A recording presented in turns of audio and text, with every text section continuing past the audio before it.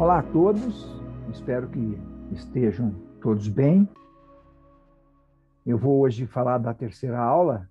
Note que eu acrescentei o logo da Química e do nosso laboratório. Quem quiser saber mais detalhes, alguma coisa sobre o que nós fazemos, é só entrar nesse site aqui.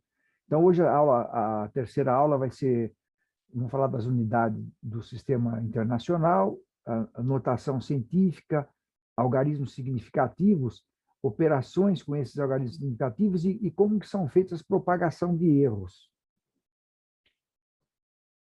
Só para vocês...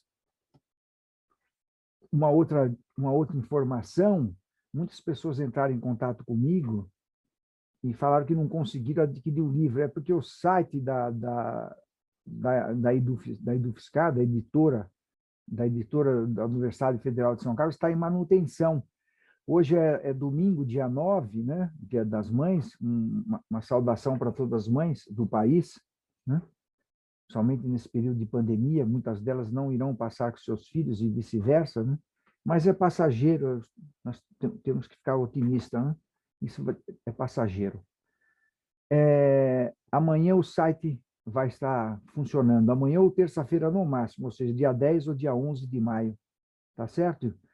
Outra coisa também, nós tivemos mais de 700 visualizações na aula 1, no vídeo 1, e mais de 200 do 2, né?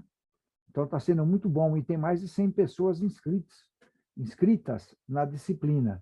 Nós não iremos usar essas unidades de medidas, tipo polegada, que tem 2,54 centímetros, né?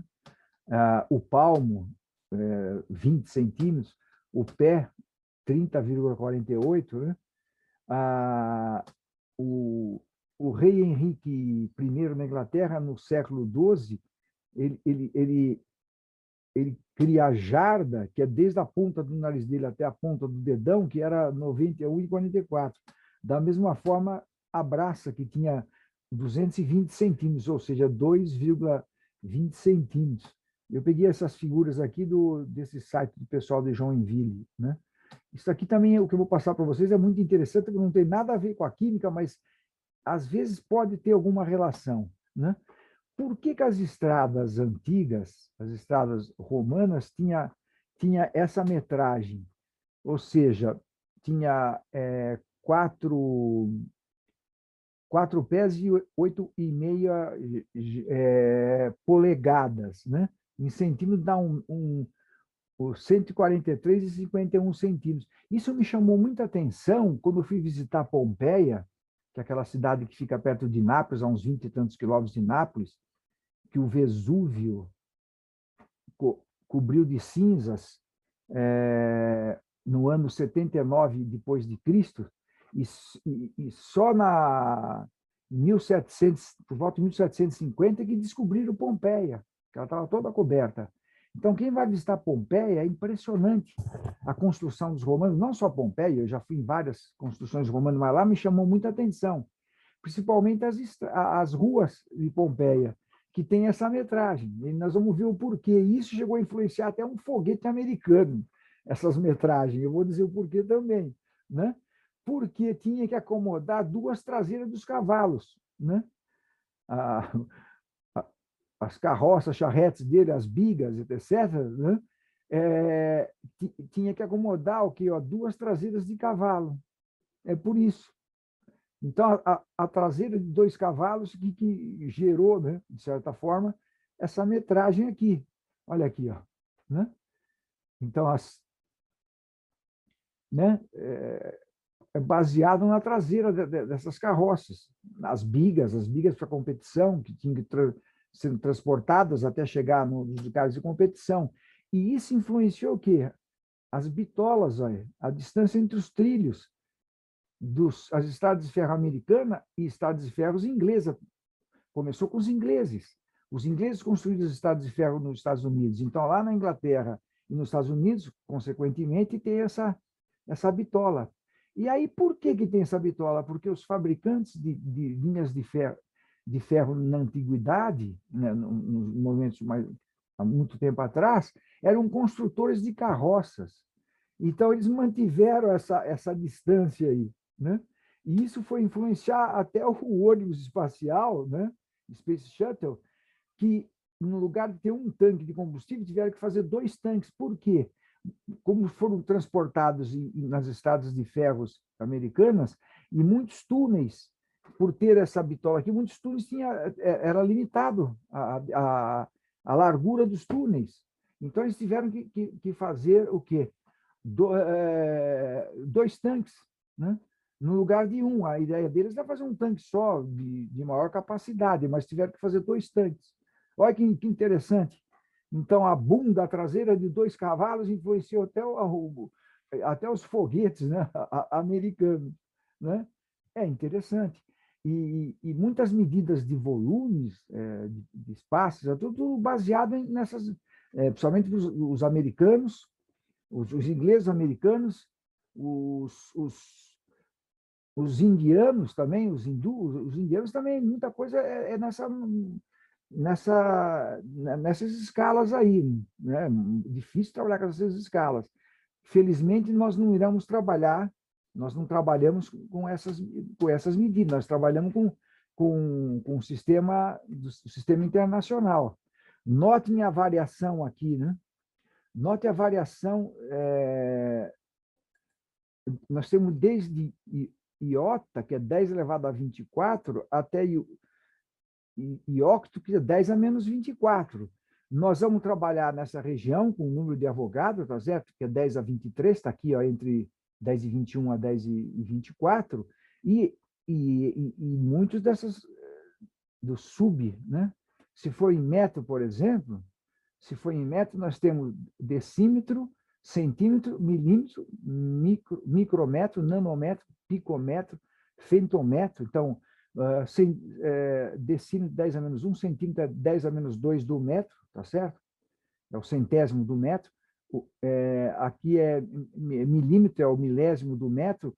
O micrometro, que é o milionésimo do metro, o nanômetro, que é 10 a menos 9 do metro, e assim vai.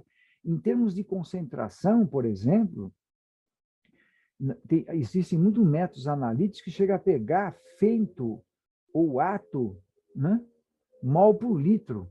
Existem métodos, principalmente eletroquímicos, eletroanalíticos, que a pessoa faz a concentração do analito no eletrodo. Então, existem métodos que atingem essas concentrações que eu falei aqui, né? Impressionante. Só para você ter uma ideia, um cristal piezoelétrico, uma balança de quartzo, eu trabalhei com isso nos Estados Unidos em 1987, muitos de vocês não tinham nascido. Trabalhei com um cristal piezoelétrico para detectar gases poluentes na atmosfera, e a balança de quartzo chega a pegar 10 a menos 12 gramas de gases poluentes. Eu usava a equação de Soerbrey. Eu tenho uma revisão na Química Nova, 1989, se eu não me engano, ou 1990, que falamos desses cristais, desses sensores. Eu trabalhei com isso, né?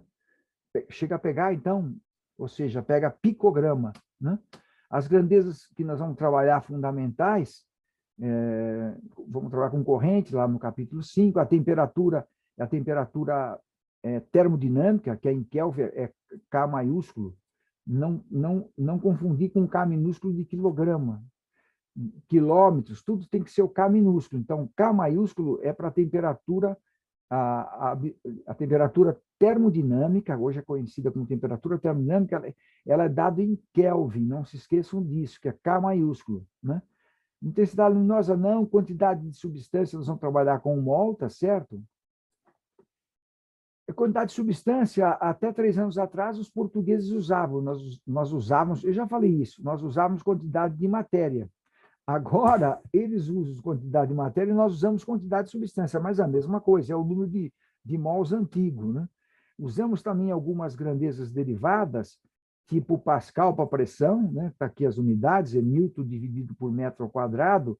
Energia, vamos trabalhar bastante com energia em Joule, Newton, não tem esse pontinho aqui, Newton vezes metro. Potência, algumas vezes, que é Joule sobre segundo, tá certo? As grandezas fundamentais do sistema internacional, elas foram mudadas atualizado em 20 de maio de 2019.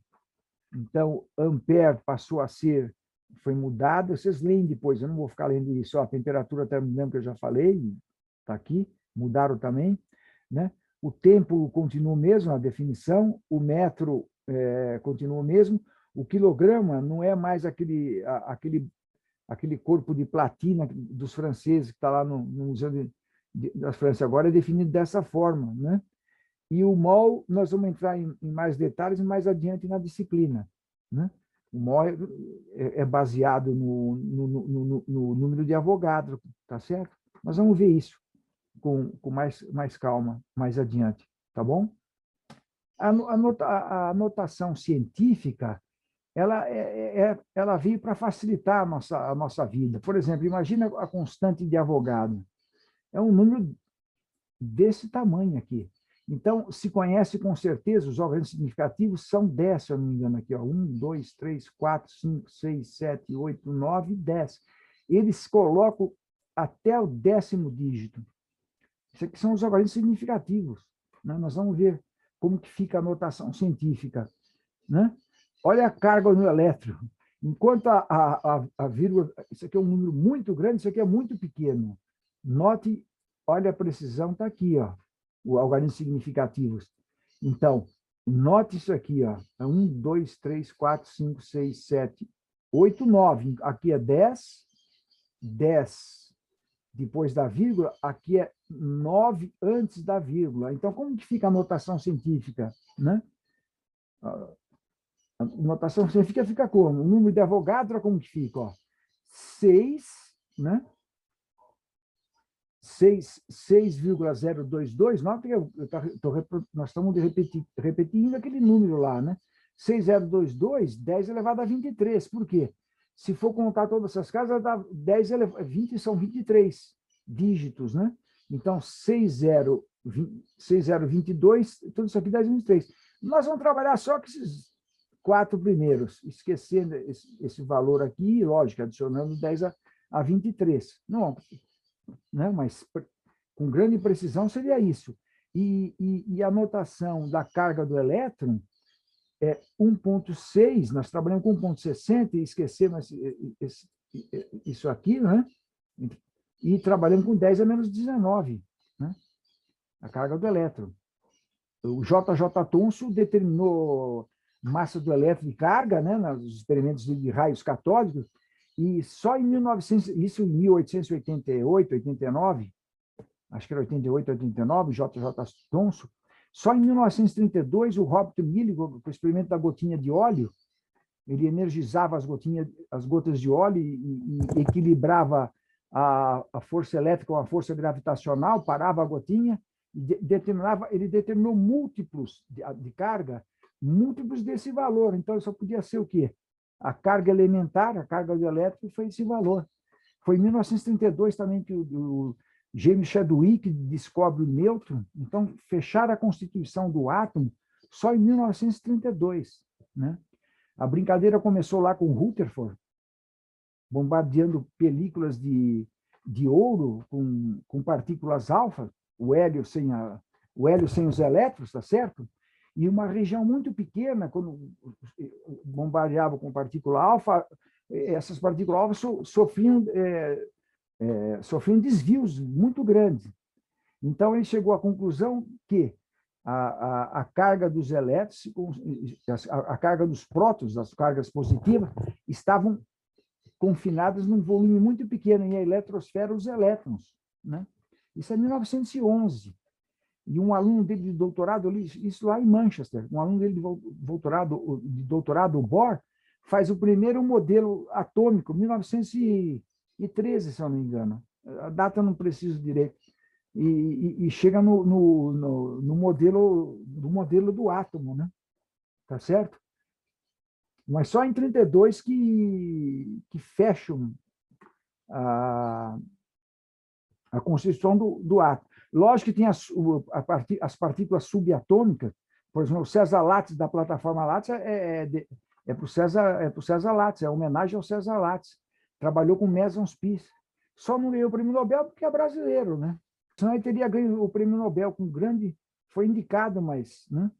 Então, notem aqui, ó, esse valor aqui. Olha lá, olha o K em minúsculo, quilograma, tá vendo? Então, a mesma coisa. Quando desloca a vírgula da direita para a esquerda, o expoente aqui é positivo, ó.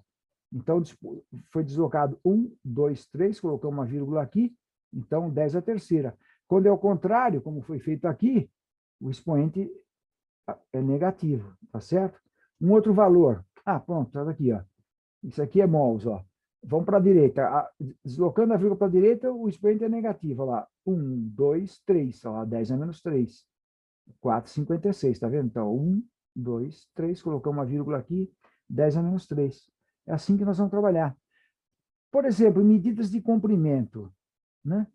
Para que queremos saber medidas de comprimento? Onde nós usamos mais? Em química, em eletroquímica, por exemplo, eu trabalho muito com seringas de injeção para insulina, onde a gente corta a pontinha, cortamos em vários diâmetros aqui, ó, menorzinho ou maiores, nós colocamos, aqui no caso é uma pasta de carbono modificado com tecido. Isso aqui é tecido de vegetais, eu fiz e faço ainda muitos biosensores usando como fonte enzimática tecidos de vegetais. Então, aqui nós fazemos uma pasta com pó de grafite, com lujol. Agora estou trabalhando com líquidos iônicos profundos para fazer esses materiais e fazemos biosensores. Né? E, nesse caso, eu aproveito as seringuinhas de insulina de 1 mililitro e embutimos aqui esse material. No lugar do êmbolo original, nós trabalhamos com um fio de cobre. Na realidade, não é fio de cobre que eu uso um latão, que é um material mais resistente, e a ponta, para fazer o contato, é cobre. E estamos fazendo agora com aço inoxidável. Então, nós precisamos saber qual é o diâmetro aqui, por exemplo.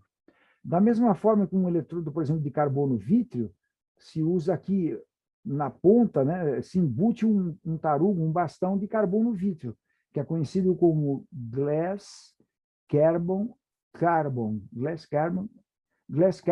eletrodo, né? Né? Glass carbon eletrodo. Então, você precisa saber o diâmetro para calcular a área.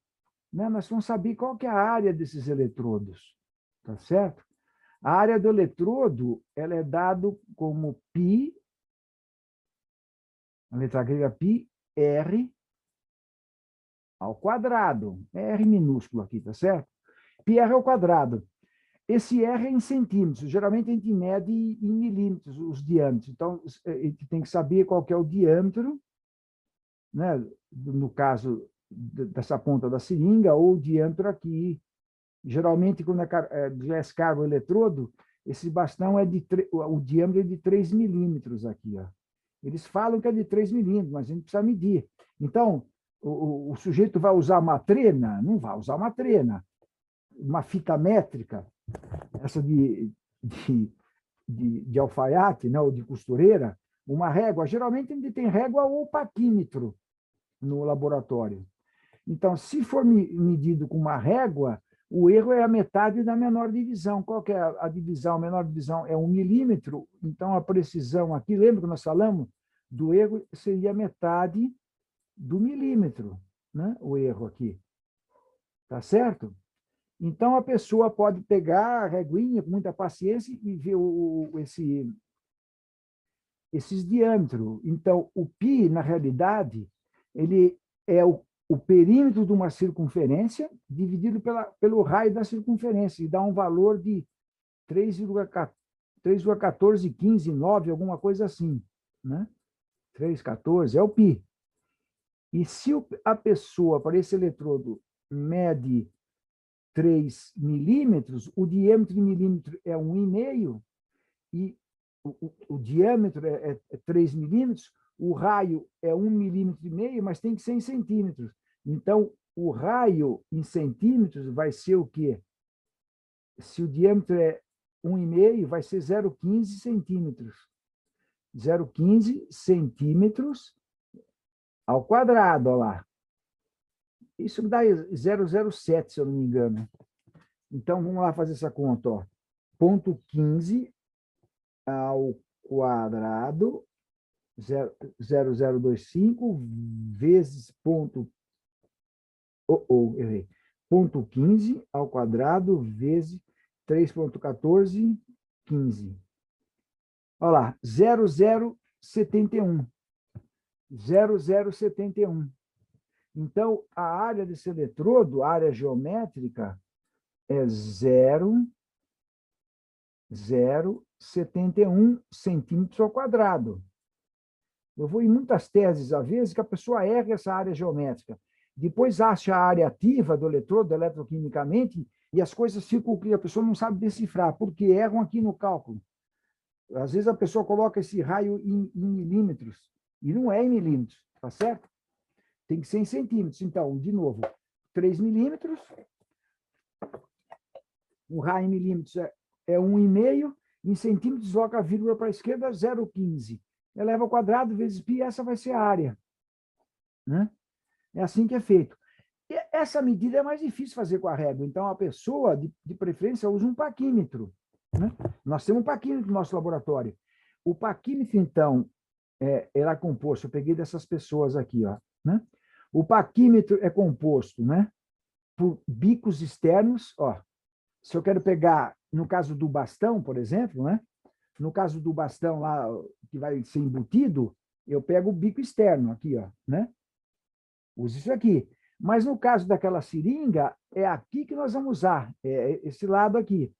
Pegar parte interna da seringa, tá certo? Depois ele é composto também por um medidor de profundidade, tem essa escala maior aqui, escala principal. Aqui a escala principal é em centímetros, aqui é em centímetro, aqui é em polegadas, nós não vamos usar essas polegadas como eu falei há pouco, olha lá, inch, né? Polegada, não, vamos usar aqui em milímetros, né? Depois vem a escala principal, né? Vem a principal, depois vem o vernier em centímetros, né? Nós vamos ver o que é esse vernier, é o nome de um francês, é vernier, na realidade, que fala, se eu não me engano. É o vernier em centímetro e o vernier em polegada, e tem o retentor do cursor. A pessoa, quando vai fazer a medida, ela aperta aqui, coloca aquele tarugo aqui, por exemplo, lá, e aí solta, ele trava, para não ficar movimentando. Ele coloca e trava aqui. Né? Então, um detalhe de como é feito esse medidor, né? A precisão está aqui, vai depender do paquímetro também, né? 0,02 milímetros. Olha o que é feito aqui. Ó. Nós pego o zero do vernier. O zero do vernier, deixa eu colocar uma pontinha menor. O zero do vernier está aqui, ó, né?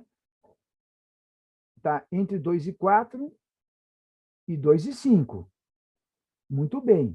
O que esse cara que inventou isso, o que acontece? Ele divide o milímetro, né? Que é o vernier, que é chamado isso aqui.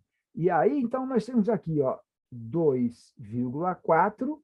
Depois, aonde coincide a escala do vernier com a escala principal, é no 7 aqui, ele acha o 0,07. Então, esse valor aqui é 2,47. Então, se o sujeito quer fazer aquela medida lá da pontinha da seringa de injeção, que nós fizemos o eletrodo, ele usa um paquímetro. E essa parte aqui, ó, né? O Pierre Vernier que bolou essa escala. Né? E o que acontece com o micrômetro? O micrômetro, isso aqui é tranquilinho, é digital. Isso aqui serve para fazer o tarugo. Para aquele da seringuinha não dá para usar. Nós temos também micrômetro. Eu falei para eletrodo porque eu sou química analítica, mas quem trabalha com corrosão, pega corpinhos de aço, por exemplo, mede antes de colocar para reagir. Então, o sujeito acha a área, vê as dimensões do material de prova, então aí usa o paquímetro, ou usa um micrômetro desse. Tá? Esse aqui é tranquilo, é digital, né? Ele vai até a 3 casas depois, então é 5,653 milímetros, né? E eu apaguei a marca aqui, mas esqueci de apagar aqui, né? Então, aqui é fácil, mas quando for um analógico, isso aqui, o nônio que está marcado aqui é atribuído ao Pedro Nunes, e outros falam que é o Vernier. Na realidade, houve uma briga na época de quem que inventou a escala primeiro, uma briga entre os portugueses e os franceses, né? Mas não importa, o que importa é saber utilizar. Então, como é feita essa leitura no micrômetro? Tá certo?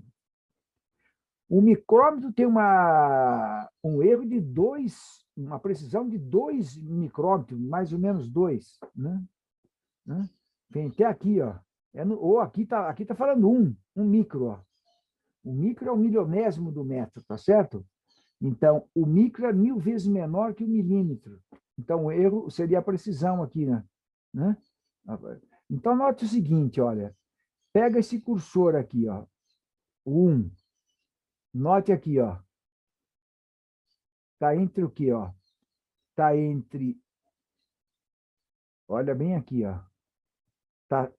Tá 5, 6. Está maior que 6. Então, acho o 6 no 1. Olha lá. Depois, a leitura do tambor aqui, ó. Essa escala corre para cá, olha, vai aumentando, né? O tambor que vai aumentando para cá, nessa direção aqui, para baixo. Então, olha aqui, ó.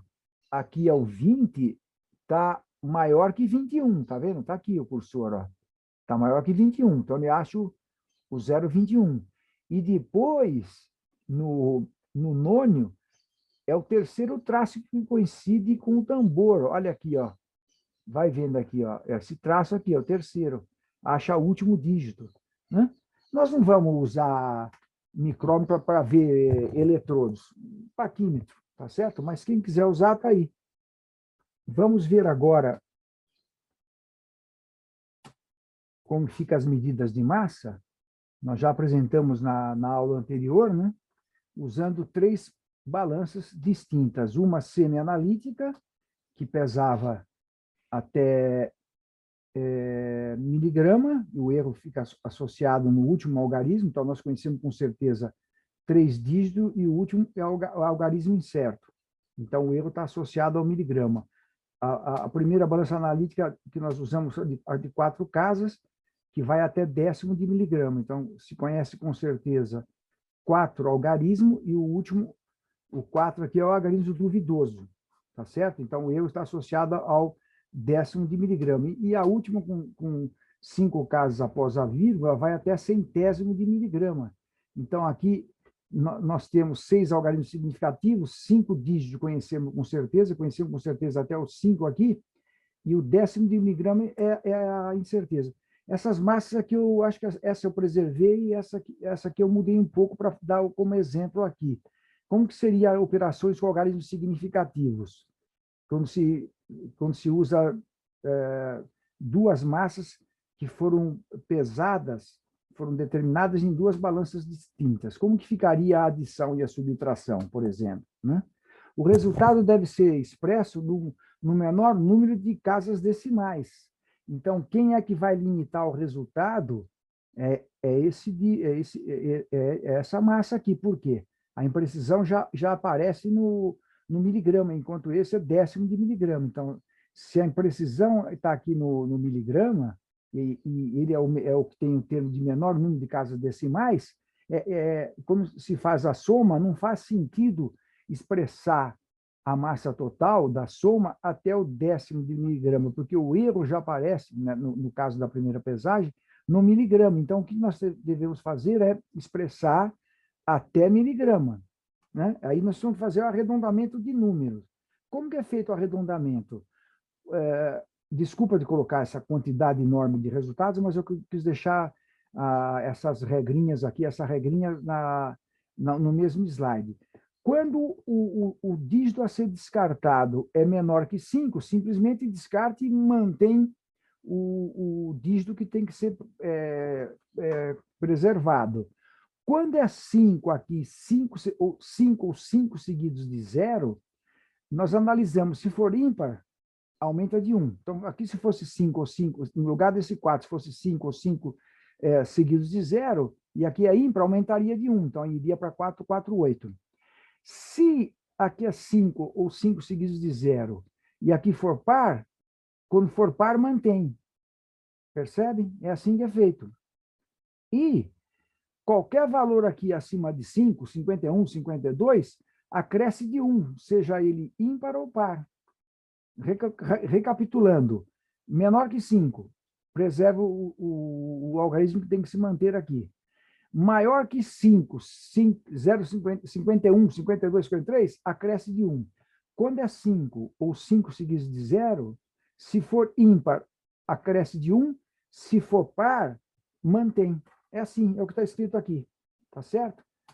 E no caso de volumes, lembra que nós trabalhamos com volumes da material de vidro classe A, que são os menores erros, que o classe B, os erros são o dobro. Dá uma olhada, as vidrarias classe B, é tudo o dobro do valor. Lembra, isso aqui são as pipetas de transferência, né? Olha aqui, no caso, uma pipeta de 2 mililitros, a precisão está nos 6 microlitros, ou milésimo de mililitros, né? Nós usamos lá a bureta de 50, lembra que era 0,05? Porque era classe A. Se fosse classe B, o erro estaria em 0,10. Né? Então, vamos ver agora como é que ficam operações quando vamos somar volume. Esta barbaridade aqui eu coloquei para afirmar que não se mede volumes em proveta. Fiz a propósito, isso é proporcional, para deixar afirmada essa coisa aqui. Então, a pessoa mede 2 mililitros numa pipeta volumétrica, esse é o instrumento que nós devemos fazer transferências de volumes com precisão. Note que o erro está no 0,06 mililitros, ou seja, 6 microlitros. Ao passo que o erro, quando se usa uma proveta, não devemos usar proveta, está no 10º de mililitro, o erro está aqui. Então, quando se faz a adição, né, 200 e 4, não vamos expressar 6, nós devemos expressar até o quê? Até o 10º, que isso aqui é o de menor. O erro está aparecendo no 10º, então o erro no 10º, então é 6.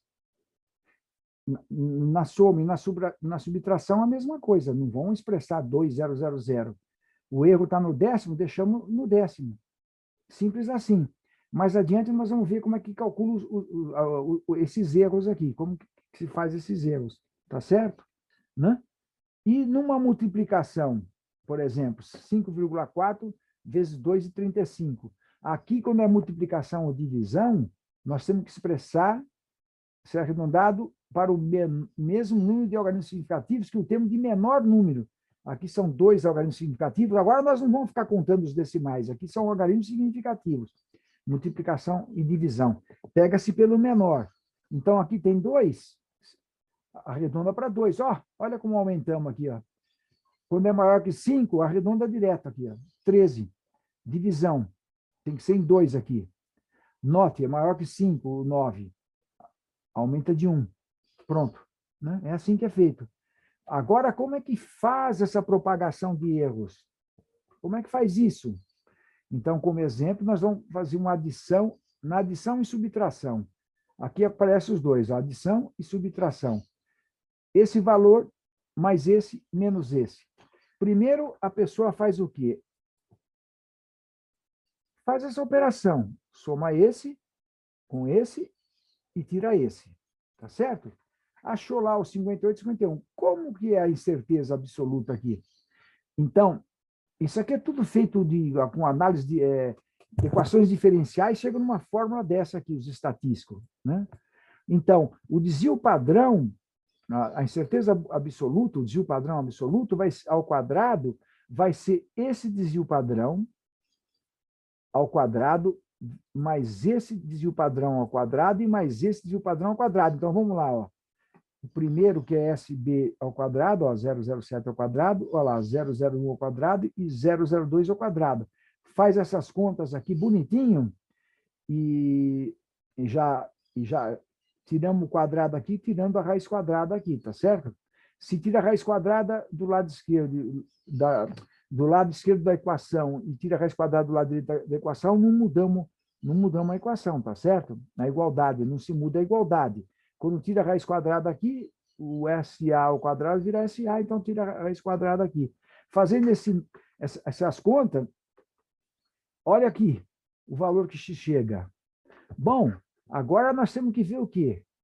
Quantos decimais? Ó, até décimo centésimo. Décimo centésimo. Vai ter que ter até o centésimo. O valor, então, vai ser o quê? 58, 51. O erro, o cara não pode botar esse erro até o milésimo. Ele não pode aparecer com esse 3 lá, ele tem que arredondar. É menor que 5? O 3 mantém o 0,7, está aqui o valor. Né? E qual que é a incerteza relativa? É só pegar esse valor, mais ou menos, multiplicar por 100 e dividido por 51 e 51. 58 e 51. Dá uma incerteza de 0,1%. É uma incerteza pequena. Né? E quando é multiplicação e divisão, como é que se faz? Né? Faz as operações normais. 13,67 vezes 120,4 divide por 4,623. Tá certo? Aí tem que calcular essa incerteza absoluta, mas primeiro ele calcula a incerteza relativa ao quadrado, que vai ser a incerteza relativa do B, do C e do D. Então, qual que é a incerteza relativa de B? Essa aqui, ó. Deixa eu passar aqui o cursor. Vai ser o quê? Esse valor aqui, vezes 100, dividido por 13,67 eleva ao quadrado. Depois esta, vezes 100, divide por 120 ao quadrado. Depois 0,06 vezes 100, divide por 4,63 ao quadrado. Fazendo essas contas, nós temos uma incerteza relativa de 0,26%. Vamos calcular a incerteza absoluta, porque é essa que nós devemos colocar aqui, a incerteza absoluta. Qual que é o valor da incerteza absoluta? É 0,26 vezes, 0,26%, está aqui, ó. 0,26% vezes o 356, vai dar um valor de 0,93. Que valor que nós colocamos? Notem que aqui, quantos algarismos significativos nós temos? 4, 4 e 4. Tem que ser dado em 4. 4 até o décimo. 4 algarismos significativos. Calculamos uma incerteza de 0,93? Não, esse 3 não deve aparecer. Tem que aparecer só até o décimo aqui. Está vendo aqui? 0,9. Qual é o valor final? 356, 0,9. É simples. É trabalhoso um pouco, mas é simples. Né? Agora, vamos ver um pouquinho como se trabalha com logaritmo. Por que quando se trabalha com logaritmo? Para fazer medidas de pH, pOH, tá certo? Nós vamos precisar usar a escala logarítmica. Então, o logaritmo de um número B, na base 10, tem base neperiana, tem a base que quiser aqui. Isso aqui é um logaritmo decimal, né? Na base 10. Então, logaritmo de um número B na base 10 é igual ao expoente x, né? É igual ao expoente x, ao qual se deve elevar a base 10 de modo que a potência 10ax seja igual a b. Então, aqui é o antilogaritmo, olha lá. Log na base 10 de b vai ser igual a x. Então, 10 elevado a x é igual a b. Esse b é o logaritmando, aqui é a base 10, como nós falamos, e aqui o x é o logaritmo, né? Tá certo? Vamos ver mais algumas coisas. Regras para o logaritmo, algarismos significativos e erro associado. Agora vamos lá. Exemplo 1, ó. Logaritmo na base 10 de 339. Dá esse valor aqui. É só pegar a calculadora. Antes, na minha época, eu pegava tabelas de logaritmo, usava tabelas. Dá um trabalho. Então, só para vocês terem uma ideia, eu pintei de... Então, aqui é o logaritmando, essa aqui é a característica, o vermelhinho, e o verde é a mantissa. Então, o x é esse número aqui, ó. O x é característica mais mantissa, né? O número de dígito da mantissa, essa aqui, ó, do log, deve ser igual ao número de algarismos significativos. Então, quantos tem aqui? 3, né? E deve ser o mesmo do log. Então, esses números aqui tem que ser o mesmo, em termos de algarismos significativos. Tá certo? Então, como que nós calculamos o expoente? O expoente é 10 elevado a 2. Está aqui, ó. Então, o x, como que é? O logaritmo vai ser 3,39 vezes 10 ao quadrado. Por que 3,39? Porque tem que ter 3 algarismos significativos. Estão aqui. Né? Tá certo? Né? Na conversão do log no seu antilogaritmo, o número de organismos significativos deve ser o mesmo, foi o que eu falei agora há pouco. O antilogaritmo do 2.530, estou fazendo a operação inversa, vai ser 10 elevado a esse número. É a base do logaritmo, 10. Vai ser 3,29 vezes 10 a segunda. Eu errei aqui. É 3 e... É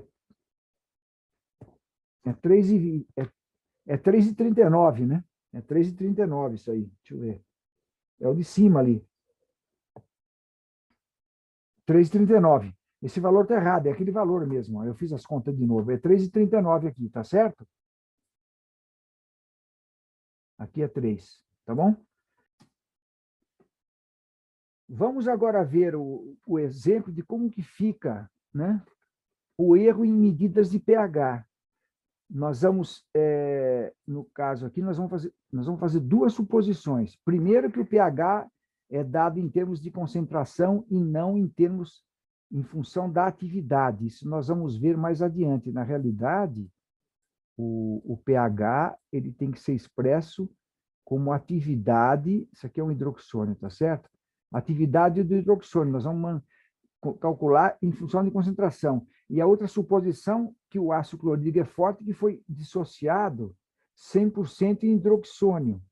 Foi 100% dissociado. Nessa concentração que nós estamos dando aí de 10 a menos 4, o ácido clorídrico não está totalmente dissociado. Nós vamos ver mais adiante no curso. Então, aqui o sujeito faz a solução de ácido clorídrico e tem um erro, um erro de 5 centésimos do valor aqui, vezes 10 a menos 4. Então, como nós estamos supondo que ele dissocia completamente, essa concentração de ácido clorídrico vai ser a concentração de hidroxônio. Então, é só substituir aqui, tá certo? pH é menos log da concentração de hidroxônio, nós temos o quê? Um valor de 3,70. Agora, nós temos que calcular o desvio padrão aqui. O desvio padrão é dado 1 sobre 2,303. Isso aqui vem da conversão de logaritmo neperiano para logaritmo decimal. Aqui vai ser o desvio padrão da concentração de hidroxônio sobre a concentração de hidroxônio. 1 sobre 2,303 é igual a 0,434. Substituindo a concentração, o desvio padrão e a concentração, aqui está o desvio padrão, 0,0510 a menos 4, nós temos o quê? Um valor de 0,11. Então, como esse valor de pH ele vai até centésimo, não podemos expressar até milésimo. Como 1 é menor do que 5, então nós desprezamos 1 e fica esse valor aqui, né? Então, o erro associado aí, ele vai estar o quê? Ele vai ser igual a 10, 0,0001, tá certo? Então, o pH, o erro, no caso, vai estar como? Vai estar como 0,01, é décimo de pH. Então, esse pH vai ser igual a quanto? Ele vai variar entre 3,71 e 3,69. Então, se tirarmos o antilogaritmo, para chegar no pH, na concentração de hidroxônio, nós vamos ter o quê? O 10 variando de... Aqui é menos, porque tem o menos no logaritmo, tá certo? Então, o logaritmo é 10 elevado a menos. Se somarmos 1 aqui, no 370, vai ficar menos 371.